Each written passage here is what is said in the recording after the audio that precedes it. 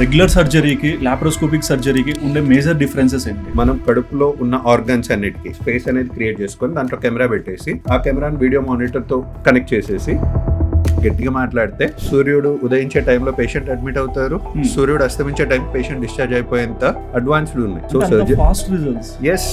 ఈ umbilical hernia అంటే ఎటువంటి ఇంపాక్ట్ చూపిస్తుంది ఒక పర్సన్ కి? కంపారిటివ్లీ ఫీమేల్స్ లో ఎక్కువ రావడానికి ఒక కారణం.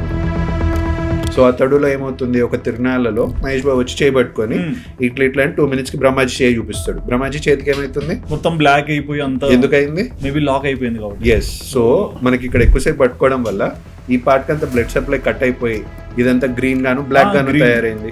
సేమ్ వే హర్నియాలో ఎమర్జెన్సీనే మనకు అది.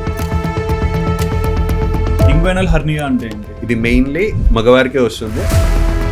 టైట్ జీన్స్ వేయద్దు ఆర్ ల్యాప్టాప్ లో తొడల పైన పెట్టుకొని పని చేయొద్దు అని అంటుంటారు. ఎందుకు?